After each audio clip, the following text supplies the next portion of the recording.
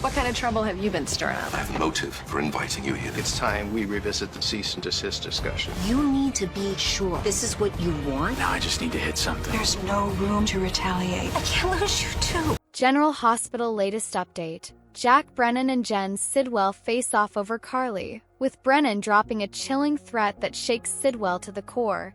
Meanwhile, Lucky wakes up and confesses to Sunny, while Chase and Brooke Lynn clash over a major decision. Plus, Jocelyn's sudden Easter Island trip raises eyebrows. Hello everyone, welcome to my channel. I hope everyone is having a wonderful day. After watching these videos, please hit the subscribe button and give this video a thumbs up. General Hospital, Brennan and Sidwell face off over Carly. General Hospital reveals that Jack Brennan, Chris McKenna, and Jen Sidwell, Carlo Rhoda, faced off over Carly Spencer, Laura Wright, before Jocelyn Jacks, Eden McCoy Easter Island texts were discussed. At General Hospital, Lulu Spencer, Alexa Havens-Bruning, was relieved when Lucky Spencer, Jonathan Jackson, woke up and understood why he had to save Elizabeth Baldwin, Rebecca Herbst, but she tearfully insisted she couldn't lose him. Lucky got confirmation that Liz was okay and learned Jason Morgan, Steve Burton, was suspected of making Cyrus disappear. Once Elizabeth found out Lucky woke up, she planted a kiss on him and offered her gratitude over the rescue. Although Lucky and Elizabeth had a lot to talk about, she insisted that could wait since he needed to rest now. The boxing gym, Harrison Chase, Josh Swickard told Dante Falconeri, Dominic Zamprogna, about blindsiding Brooklyn Quartermain Amanda Seton with his Hamilton Finn Michael Easton sperm donor suggestion. Dante didn't think he could step aside and watch his child from afar if he was in that situation, so he helped Chase see that it would be hard on Finn. Chase ultimately realized he hadn't really thought things through and planned to apologize to Brooke Lynn for dumping the idea on her. At home, Brooke Lynn opened up to Lois Cerullo, Rena Sofer, about the Finn sperm donor possibility and ultimately concluded that it just wasn't right for them. Lois looked guilty as Brooke Lynn suggested it'd be too hard if they kept secrets about Chase really being the child's uncle. Brooke Lynn also wondered about the baby she gave up and how much they knew about the adoption. It left Brooke Lynn worried that maybe her son or daughter hated her for what she'd done. Once Chase came home, he let Brooke Lynn know he was sorry for putting her on the spot earlier. Downstairs, Martin Gray, Michael E. Knight, pushed Tracy Quartermain, Jane Elliott, to back off her cease and desist order that would forbid Drew Quartermain, Cameron Matheson, from using the Quartermain name. Martin asked when Tracy last had the property surveyed and pointed out that the Quartermain estate went 20 feet beyond what was actually theirs. Tracy didn't back down. Bulldozers could come and they'd have to move the family crypt. Tracy refused to back down and decided to call Martin's bluff. When Lulu arrived with the good news about Lucky waking up, Martin was pleased. There was some talk about Martin looking through his records for clues about Valentine Cassadine, James Patrick Stewart, and Charlotte Cassadine, Scarlett Fernandez, but Lulu wanted to look through them herself and see if he might have missed something. Once Martin left, Tracy insisted Martin was hiding something since his whole demeanor changed when Lulu came in. Lulu gave Dante updates later and thought Martin might be the key to finding Charlotte. At Charlie's Pub, Trina Robinson, Tabiana Ollie, filled Stella Henry, Vernay Watson in on her date with Kai Taylor, Jens Austin Astrup, while Carly met up with Brennan nearby. Carly complained to Brennan about Jason Morgan's, Steve Burton legal drama and Drew's refusal to back up his alibi. Sidwell also approached Carly, who wasn't pleased to see the kidnapper out roaming around Port Charles like everything was normal. After Sidwell urged Carly to stay out of his affairs, Brennan intervened and spoke to him alone. Brennan made it clear that if Sidwell troubled Carly again, then he'd drop a bomb on him and finished what he started in Africa. Sidwell eventually returned to Lucy Coe, Lynn Herring, who was his dinner companion for the evening. Although Sidwell wanted Lucy's help to buy Sunny Corinthos, Maurice Bernard Zero waterfront property, she politely declined to present his offer to the mob boss. Back with Brennan, he assured Carly that she could take all the time she needed when it came to their romance since she was worth waiting for. Trina popped over to speak with Carly since they'd both received texts about Jocelyn's last-minute trip to Easter Island. The story was that a grad student dropped out at the last second, so Joss snatched up the spot on short notice. Although Carly and Trina wished they could have said goodbye, they understood why Jocelyn jumped at the chance since this would be a life-changing trip. Brennan gave a nod as he kept secrets about what Jocelyn was really up to. In Laura Collins', Jeannie Francis' office, Sunny met with her along with Jordan Ashford, Tanisha Harper, and Curtis Ashford, Donnell Turner. Sunny found out about Drew's alliance with Sidwell and how his waterfront property was at risk. Despite Sunny's fury over this power play, Laura warned that there was no room for retaliation. After Laura learned Lucky was awake, Sunny took her to General Hospital. Laura had a happy reunion with her son before Sunny sat by Lucky's bedside next. Lucky admitted that when he thought he wouldn't make it, he seemingly heard Luke Spencer, Anthony Geary, saying that it wasn't his time. Now General Hospital spoilers say Lucky will have to figure out how long he plans to stick around Port Charles, so we'll pass along more predictions on his future. Today's next update, Lucky wakes up and confides something to Sunny, plus Jack's threat shakes Sidwell. Today on General Hospital, Martin tries to bargain with Tracy, Chase and Brooke Lynn come to an understanding, and Elizabeth plants a kiss on Lucky. Felicia finds Liz finishing up her shift at the hospital. Felicia thought she'd be taking some time off, but Liz says being here helps keep her mind off of what happened with Cyrus. Liz talks about Lucky's decision to stay around Port Charles and knows Aiden would love it if his dad stayed. Felicia asks, "Just Aiden?" Liz admits not just Aiden. Lucky wakes up. Lulu sits with Lucky, who finally stirs awake. He asks what happened and if Liz is okay. She says Liz is fine and he asks to see her. Lulu says she'll let her know he's awake, but first, what in the hell was he thinking? She can't lose him after everyone else she's lost. Lucky says he had to stop Cyrus after what he did to her. He asks if the police got Cyrus. Lulu says no, but someone did. She relays that Jason was arrested for possibly killing Cyrus, but they didn't have enough evidence and let him go.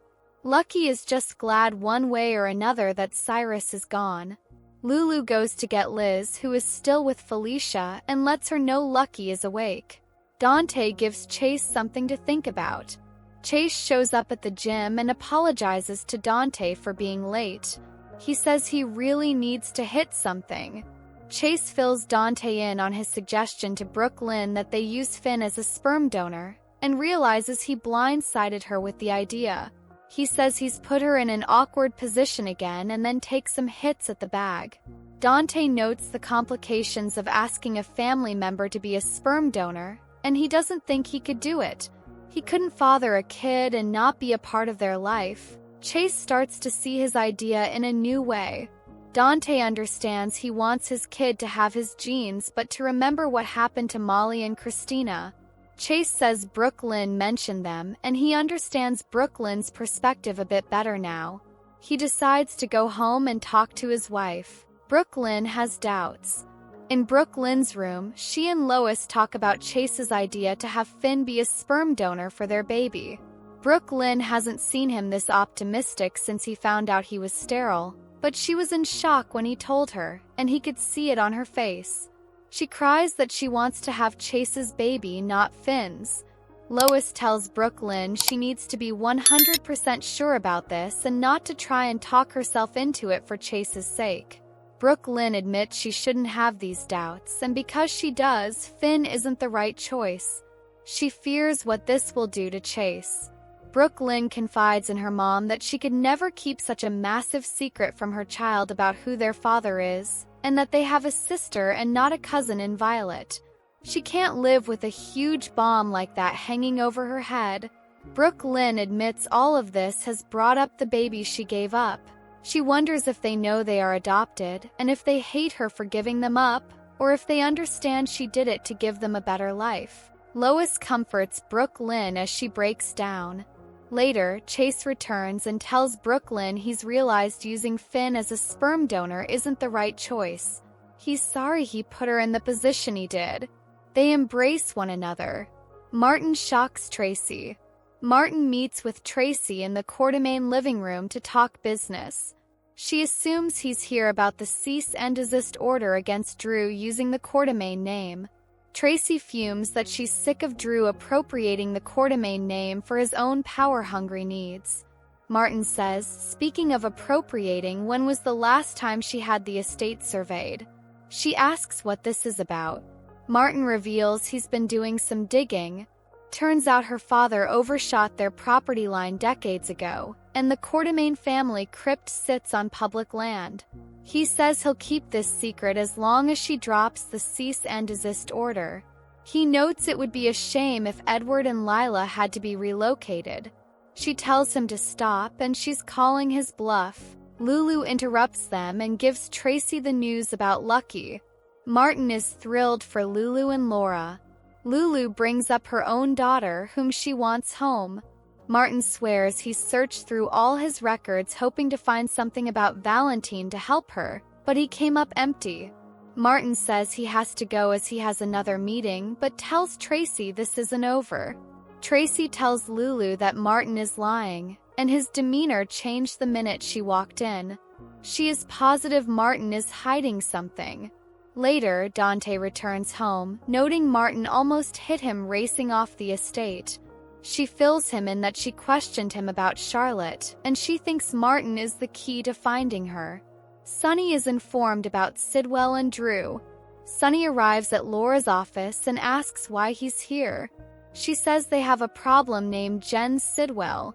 Jordan and Curtis are there too, and they warn him that Drew and Sidwell are after his waterfront property and may try to use eminent domain to get it. Sunny says he's not going to roll over and play dead.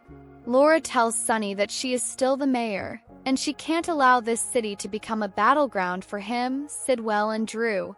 They all agree that the original site for the Esplanade is the best one, and they will push for it. She is telling him this as a courtesy, and there is no room for him to retaliate. They are interrupted when Felicia calls to tell Laura that Lucky is awake. Laura tells everyone that she has to get to the hospital, and Sunny offers to drive her. Curtis wonders to Jordan if Laura got through to Sunny. Jordan says they have to pray she did.